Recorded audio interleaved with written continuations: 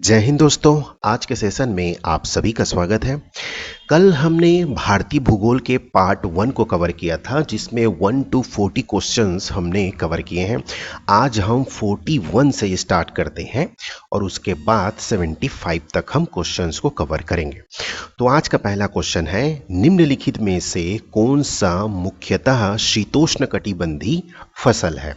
तो शीतोष्णकटिबंधी फसल है इस ऑप्शन बी, यानी कि गेहूं कौन सा है? मुख्यतः शीतोष्णकटिबंधी फसल है।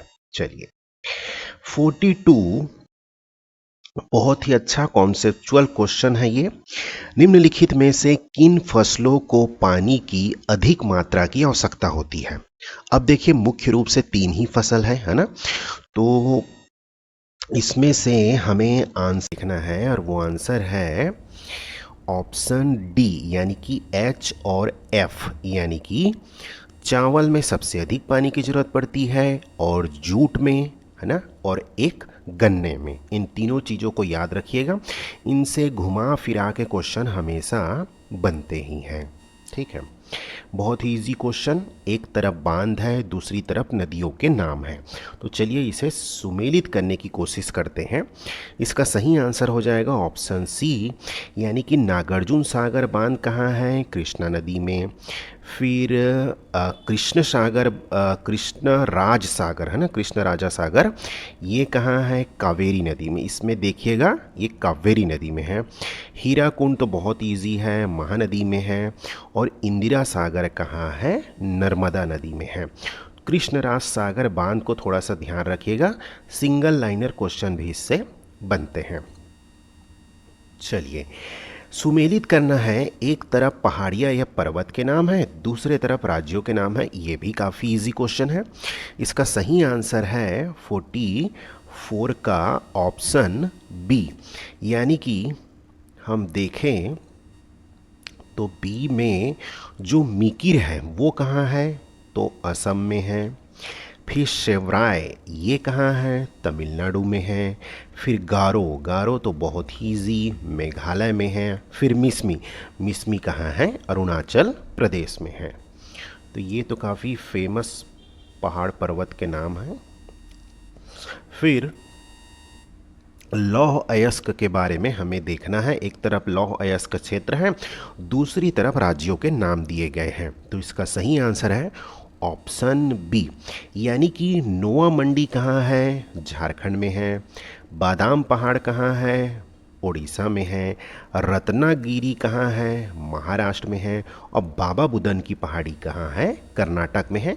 जो कि चारों के चारों बहुत ही फेमस नाम है लौह अयस्क के क्षेत्रों में। चलिए ये बहुत ही अच्छा क्वेश्चन है, इससे आपका कॉन्सेप्ट भी क्लियर हो जाएगा। निम्नलिखित में से कौन सा या से रोपड़ कृषि है? अब रोपड़ कृषि कौन कौन से है? तो 46 का ऑप्शन है सी, यानी कि जेड, और एक्स, यानी कि चाय और कॉफ़ी, जैसे रबर। ये सभी क्या है? जो बागानी कृषि करते हैं ना, उसे हम क्या कहते हैं? रोपड़ कृषि कहते हैं। नाम चेंज करके इसे दिया जा सकता है कभी भी। चलिए कथन 1 और कथन 2। कथन 1 कहता है, कोयला मुख्य रूप से गोंडवाना काल के शैल क्रमों में पाया जाता है। तो क्या है? क्या ये स्टेटमेंट सही है? तो बिल्कुल सही है, पहला तो सही है। दूसरा, गोंडवाना कोयले के प्रमुख संसाधन पश्चिम बंगाल, झारखंड, उड़ीसा और छत्तीसगढ़ कोयला क्षेत्रों में है। तो ये भी बिल्कुल सही है। और जो गोंडवाना काल के शैल क्रमों में पाया जाता है, यह कथन क्या करता है? उसका स्पष्टीकरण करता है। तो इसका सही आंसर हो जाएगा कथन 1 और कथन 2 दोनों सही हैं, और कथन 2 जो है वो कथन 1 का सही स्पष्टीकरण है। निम्नलिखित में से कहाँ लिग्नाइट कोयला पाया जाता है? तो लिग्नाइट कोयला का हमने पढ़ा हुआ है कि तमिलनाडु के कहाँ, नेवेली करके जगह है, वहाँ पे लिग्नाइट कोयला, या जिसे हम भूरा कोयला के नाम से भी जानते हैं। तो लिग्नाइट के जगह में भूरा कोयला भी दिया जा सकता है। चलिए जी, हमेशा क्वेश्चन में आने वाला जो को पेपर में आने वाला क्वेश्चन है कि निम्नलिखित में से कोयले के प्रकार कौन कौन से हैं। इसमें लिखा हुआ है लिग्नाइट, एंथ्रेसाइट, पीट, क्रायोलाइट, बिटुमिनस। अब आपको इसमें थोड़ा सा ध्यान लगाना है और एलिमिनेशन से इसको सॉल्व करने की कोशिश करनी है।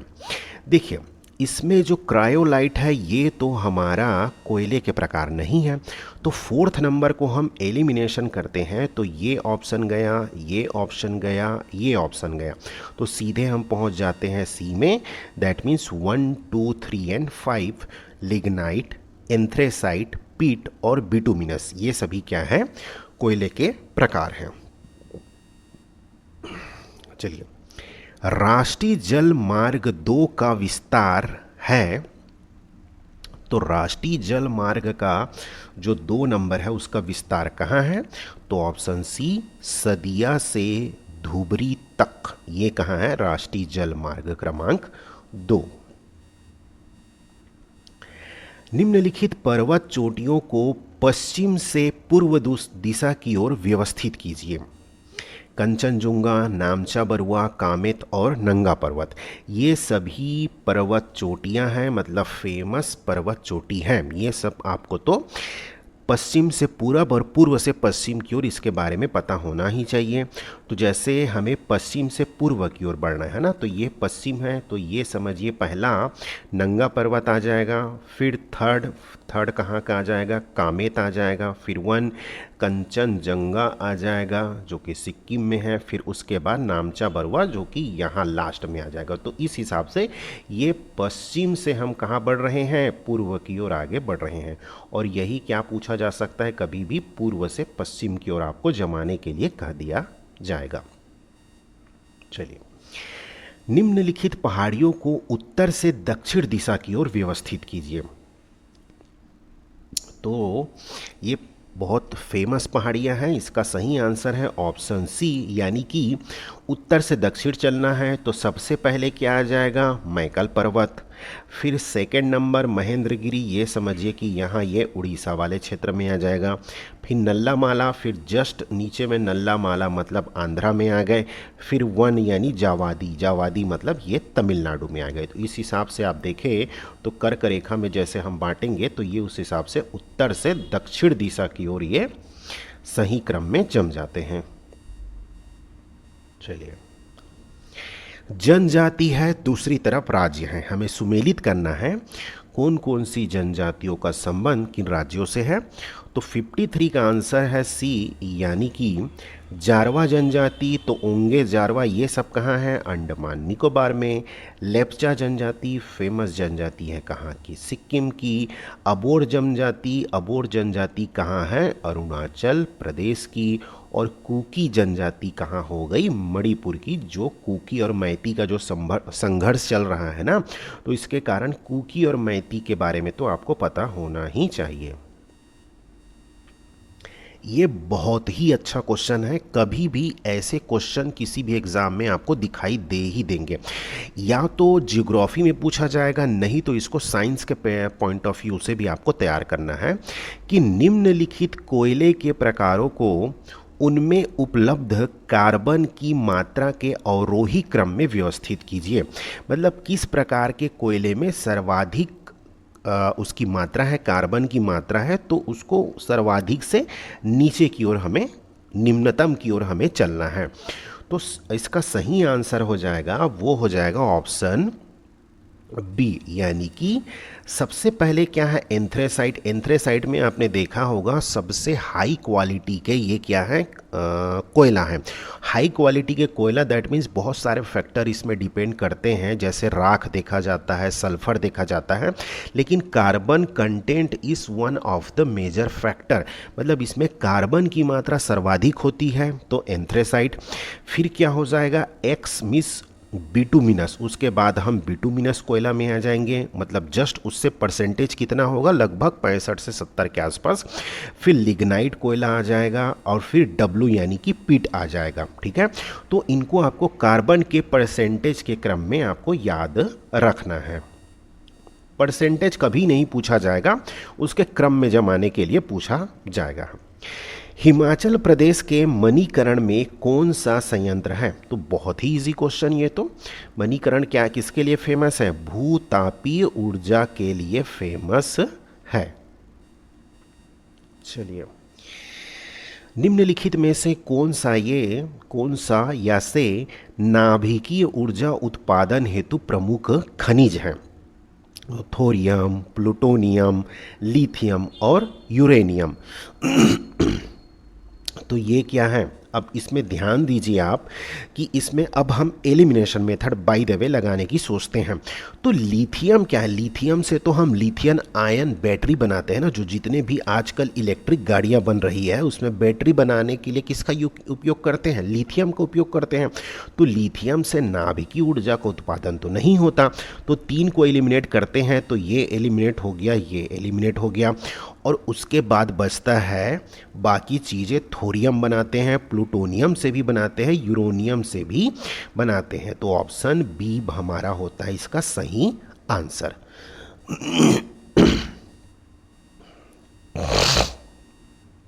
निम्नलिखित में से कौन सा तेल यानी कि पेट्रोलियम के उत्पादक क्षेत्र हैं? तो चलिए, इसमें भी आप एलिमिनेशन मेथड लगाइए, बहुत ही इजी क्वेश्चन है। रानीगंज आपको याद होगा ये कोयला का क्षेत्र है, ना कि पेट्रोलियम उत्पादक क्षेत्र है। तो रानीगंज को हम एलिमिनेट करते हैं तो फर्स्ट एलिमिनेट हो गया, ऑप्शन सी एलिमिनेट हो गया, ऑप्शन डी एलिमिनेट हो गया। तो किस में पहुंच जाते हैं? ऑप्शन बी में, यानी कि 1, 2 and 4 है ना। डिगबोई, अंकलेश्वर और कलोल, ये सभी क्या है? पेट्रोलियम उत्पादक क्षेत्र है। 58, निम्नलिखित में से कहाँ थोरियम के स्रोत अवस्थित है? अब बहुत ही कॉन्सेप्चुअल क्वेश्चन है ये, बहुत ही कॉन्सेप्चुअल क्वेश्चन। जैसे मैं आपको पहले आंसर बताता हूँ, फिर बताता हूँ कि थोरियम के स्रोत कहाँ अवस्थित है। तो देखिए, इसका सही आंसर है ऑप्शन डी, केरल। अब देखिए, थोरियम क्या होता है ना, ये समुद्रों के रेतों में मिलते हैं, मतलब तटीय क्षेत्रों में मिलते हैं। अब मान लीजिए कि हमें केरल नहीं पता था, ये पता था कि थोरियम अब तटीय क्षेत्रों में मिलते हैं। तो देखिए, ये इसमें ये सागर के किनारे है क्या? नहीं। ये समुद्र के किनारे है क्या? नहीं। ये समुद्र के किनारे नहीं है। तो कितना कॉन्सेप्चुअल क्वेश्चन है। यहाँ मान लीजिए कि तमिलनाडु या और कोई आंध्र प्रदेश या केरल ही होता है ना, तो केरल हमें नहीं पता होता, तो इसमें आप सीधे आंसर में पहुंच जाते। तो ये क्या है? केरल। चलिए, निम्नलिखित में से कौन सा युग्म सही सुमेलित नहीं है?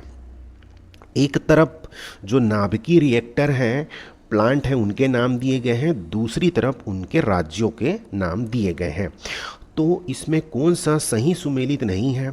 तो इसमें आंसर हो जाएगा काकरापाड़ा, उत्तर प्रदेश में नहीं है। ये कहाँ है? गुजरात में है। तो ये क्या हो जाएगा? ये सही सुमेलित नहीं है। ठीक है। चलिए, जैसा अभी रिसेंट में आपसे क्वेश्चन पूछा था ना एडीओ में, वैसा ये क्वेश्चन है।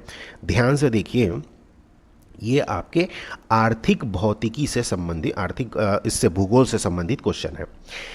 कथन है कि पहली आधुनिक सूती मिल की स्थापना मुंबई में की गई। तो सबको पता है कि मुंबई में की गई, बिल्कुल सही है। कारण कहता है कपास उत्पादक क्षेत्रों की निकटता, सस्ते श्रमिक, वित्तीय केंद्र एवं मशीनों के आयात की सुविधा मुंबई में उपलब्ध थी। तो बिल्कुल सही तो है, क्योंकि भाई जब भी हमें उद्योग की स्थापना करनी होती है तो हमने सबसे पहले कच्चे माल जहां उपलब्ध है ऐसी स्थिति देखते हैं, मशीनों के आयात निर्यात की सुविधा उपलब्ध हो ऐसे स्थल का चयन किया जाता है। तो ये दोनों के दोनों कथन सही हैं, और कथन जो कारण है वो कथन की क्या करता है? सही व्याख्या करता है। इसलिए ऑप्शन डी, कथन और कारण दोनों सही हैं, और कारण जो है कथन की सही स्पष्टीकरण है। चलिए, निम्नलिखित में से कौन सा ऐसे उद्योगों की स्थिति को प्रभावित करने वाले कारक हैं? जैसे ऊर्जा, बाजार, कच्चा माल, श्रम, परिवहन या जनसंख्या। मान लीजिए आपको कोई उद्योग स्थापित करना है तो आप किन चीज़ों पर ध्यान देंगे, है ना? तो भाई आप देखिए एलिमिनेशन मेथड हम इसमें लगाने की कोशिश करते हैं। अब ध्यान से देखेंगे ना तो ये जनसंख्या घनत्व, भाई हमें जनसंख्या घनत्व से क्या लेना देना है, जनसंख्या से लेना देना है। जनसंख्या घनत्व एक फैक्टर थोड़ी ना होगा। तो जैसे ही हम इसको एलिमिनेट करते हैं ना तो आप ऑप्शन में देखेंगे सभी के सभी इसमें ऑप्शन बी को छोड़ करके बाकी एलिमिनेट हो जाएंगे, क्योंकि बाकी सब में ये छठवां नंबर का ऑप्शन दिया हुआ है और बी में नहीं दिया हुआ है। तो सीधे आप आंसर में पहुंच जाते हैं। तो ये कुछ आपके एलिमिनेशन में ना आप मास्टर हो जाएंगे धीरे धीरे इसको करने के बाद।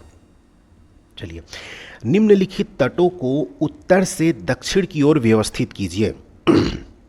अब ये सभी तट हैं पश्चिमी घाट की, है ना, मालाबार तट, कच्छ तट, कोंकण तट, काठियावाड़ तट। तो इनको उत्तर से दक्षिण दिशा की ओर हमें व्यवस्थित करना है। तो ये सही आंसर हो जाएगा ऑप्शन ए, यानी कि सबसे पहले क्या आएगा 2, यानी कि कच्छ तट जो कि गुजरात में है, तो सबसे ऊपर हो गया कच्छ, है ना भाई। उसके बाद हो जाएगा 4th काठियावाड़, जस्ट उसके नीचे आपने देखा होगा काठियावाड़ प्रायद्वीप है, तो ये हो जाएगा 4th, सॉरी ये 4th हो जाएगा, है ना। उसके बाद क्या हो जाएगा 3rd, यानी कि कोंकण तट। कोंकण तट किसे बोलते हैं, ये महाराष्ट्र वाले कर्नाटक के रीजन को। उसके बाद मालाबार तट, मालाबार तट कहाँ चला गया, इधर तमिलनाडु केरल वाला तट आ गया, है ना। तो ये केरल का तट, मोस्टली तो केरल तट में है ये मालाबार तट, तो ये इसमें आ गया। तो ये हो गया उत्तर से दक्षिण की ओर, हमने इसको इस हिसाब से भी आपको पढ़ना है। चलिए, ये भी बहुत ही अच्छा कॉन्सेप्चुअल क्वेश्चन है, देखिएगा आप। निम्नलिखित में से कौन सा औद्योगिक प्रदेश भारी धातु उद्योगों के लिए प्रसिद्ध है। अब भारी धातु उद्योग किसे कहते हैं आपको तो सभी को पता होगा। अब इसमें हम ऑप्शन जब पढ़ेंगे ना तो आपको पता चलेगा कि इसका सही आंसर क्या है, ऑप्शन डी, छोटा नागपुर का प्रदेश। और छोटा नागपुर का प्रदेश किसके लिए फेमस है भाई, कोयला के लिए फेमस है ना। तो और इधर जितने भी आपके जो प्लांट लगे हुए हैं सब छोटा नागपुर प्रदेश के आसपास लगे हुए हैं, चाहे वो आप समझिए कोयले के मतलब खदान हो, एक दूसरा क्या हो जाएंगे आपके जितने भी पावर प्लांट होंगे, जितने भी स्टील की फैक्ट्रियां हैं, ये सभी क्या हैं इन क्षेत्रों में केंद्रित है, जिसे हम भारी धातु उद्योग के नाम से जानते हैं। तो बहुत ही एक अच्छा कॉन्सेप्चुअल क्वेश्चन था आप लोगों के लिए। चलिए, निम्नलिखित में से कौन सा राज्य अपनी भौगोलिक विशेषता के कारण मोलेसिस बेसिन के नाम से जाना जाता है। ये थोड़ा सा आगे पीछे हो गया है ये सेंटेंस, बाकी आप पढ़ के आपको समझ आ जाएगा, है ना। तो किसे हम मोलेसिस बेसिन के नाम से जानते हैं, तो 64 का क्या हो जाएगा, मिजोरम। मिजोरम को हम किन के नाम से जानते हैं, भौतिक जब हम भागों के बारे में पढ़ते हैं तो मोलेसिस बेसिन के नाम से जानते हैं। चलिए, अब कुछ वर्तमान में ना कुछ नए नए बंदरगाह की स्थापना हुई है और चर्चा में बने रहते हैं। तो मैंने ऐसे बंदरगाहों को एज अ करेंट अफेयर्स के पॉइंट ऑफ व्यू से इसमें शामिल कर दिया है, जो कि जियोग्राफी से भी रिलेटेड है। जैसे निम्नलिखित में से कौन सा युग्म सही नहीं है, जैसे वधावन बंदरगाह महाराष्ट्र, एन्नोर बंदरगाह तमिलनाडु, गैलाथिया बंदरगाह पश्चिम बंगाल और विझिंझम बंदरगाह केरल। तो इसमें से आपको ये देखना है कि कौन सा सही सुमेलित नहीं है। तो इसका आंसर है सी, यानी कि गैलाथिया बंदरगाह। गैलाथिया कहाँ है, अंडमान निकोबार में है, ना कि पश्चिम बंगाल में। तो ये गलत हो गया और बाकी के सभी क्या हैं, बिल्कुल सही हैं। गैलाथिया अभी वर्तमान में वहाँ पर एक नया प्रोजेक्ट चल रहा है, ठीक है। नेक्स्ट क्वेश्चन, निम्नलिखित में से कौन सा भारत का पहला गहरे पानी का ट्रांसशिपमेंट बंदरगाह है। बहुत ही ज़्यादा ये चर्चा में बना हुआ है अभी। तो इसका सही आंसर हो जाएगा ऑप्शन बी, यानी कि विझिंझम अंतर्राष्ट्रीय बंदरगाह, जो कि कहाँ है, केरल में स्थित है, ठीक है। इनको आपको याद रखना है, कुछ नए बंदरगाह ये। निम्नलिखित श्रेणियों को पूर्व से पश्चिम दिशा की ओर सही क्रम में जमाइए, यानी उनका सही क्रम क्या है ये आपको बताना है।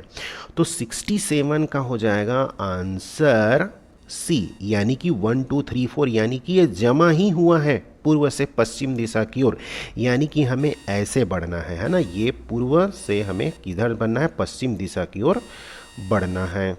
तो पहला क्या हो जाएगा, गारो पहाड़िया, ठीक है। फिर दूसरा क्या हो जाएगा, दूसरा हो जाएगा हमारा 2 यानी कि नंदा देवी। फिर क्या हो जाएगा 3 यानी कि कौमेत, और फिर क्या हो जाएगा K2 यानी कि इधर। तो हम ये पूर्व से पश्चिम दिशा की ओर हमने ऐसे बढ़ के देख लिया। चलिए नेक्स्ट क्वेश्चन, निम्नलिखित नदियों में से कौन एक अन्यों से अलग है। अब देखिए इसमें ध्यान से, महानदी, तुंगभद्रा नदी, तापी नदी और पेनगंगा नदी।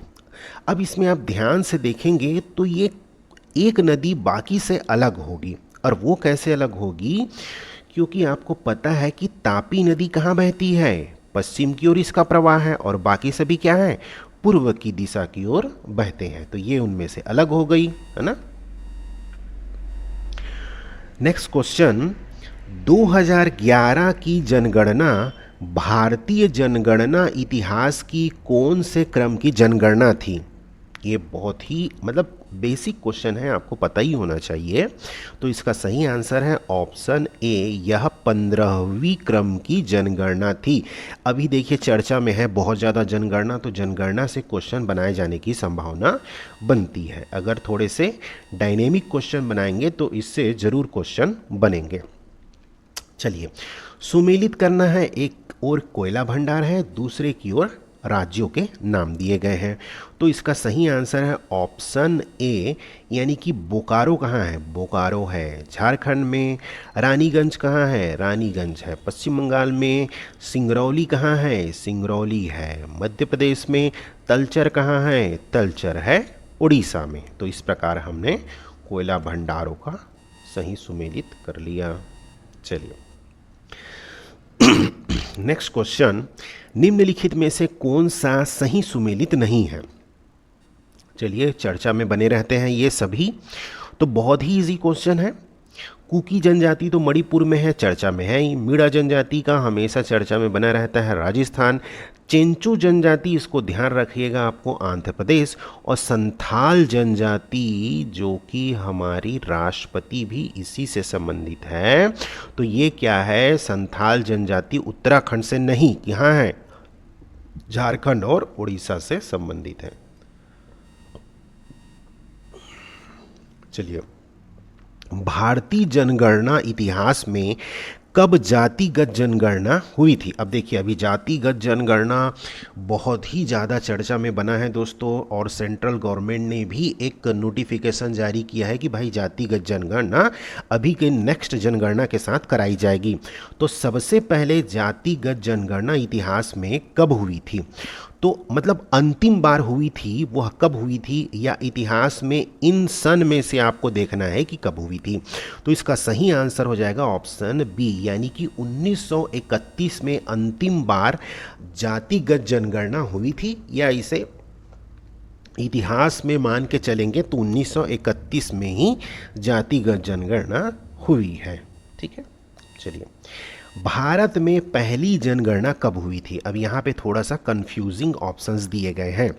जैसे पहली जनगणना की बात आती है तो इसका सही आंसर हो जाएगा 73 का बी, यानी कि 1872 में पहली जनगणना हुई थी।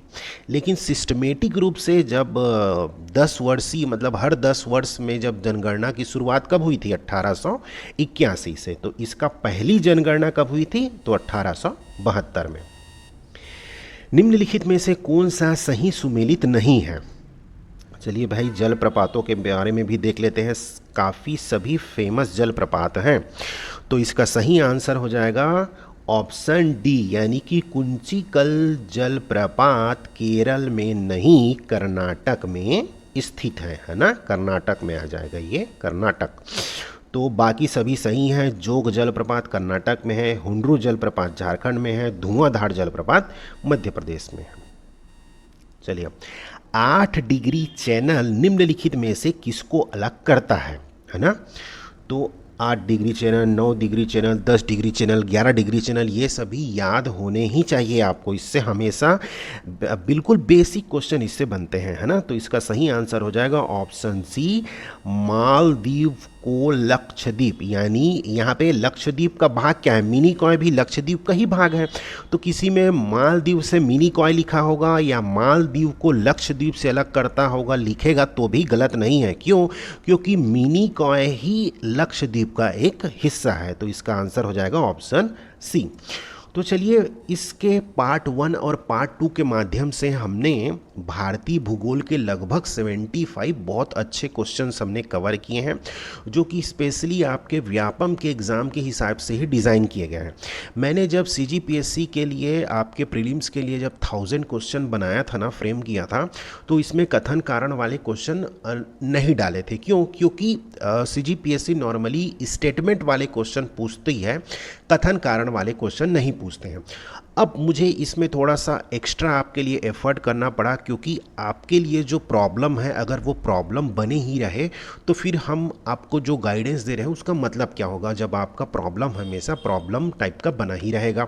अब इसके माध्यम से आप क्या करेंगे, थोड़े बहुत आपकी जो स्ट्रेटजी आप बनाएंगे इस क्वेश्चन को सॉल्व करने के बाद, टाइम आपका कंज्यूम नहीं होगा, क्योंकि इसकी प्रैक्टिस आप पहले से ही कर चुके रहेंगे। तो ऑप्शन को कैसे टिक करना है, कौन सा ऑप्शन कैसे सॉल्व करना है, कैसे इस क्वेश्चन को टेकल करना है, इसके माध्यम से आपकी अच्छी प्रैक्टिस हो चुकी रहेगी।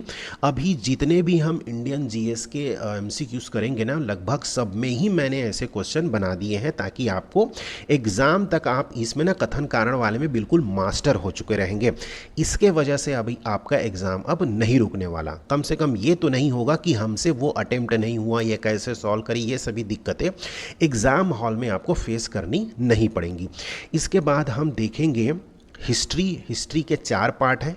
4 पार्ट में हम सबसे प्राचीन भारतीय इतिहास, फिर उसके बाद मध्यकालीन, फिर आधुनिक भारतीय इतिहास, फिर कला साहित्य दर्शन, इसके क्वेश्चन करेंगे। यानी 4 पार्ट, यानी 4 पार्ट को आप समझिए कम से कम 8 क्लास में हम इनको कवर करने वाले हैं। तो कल हम करेंगे सबसे पहले प्राचीन भारतीय इतिहास के क्वेश्चन को। तो थैंक यू सो मच दोस्तों, बने रहिएगा, ये आपके लिए काफ़ी अच्छा हेल्पफुल सेशन होने वाला है, क्योंकि ऐसे क्वेश्चन की प्रैक्टिस करना आपके लिए बहुत ही ज़रूरी है ना। चलिए, थैंक यू सो मच।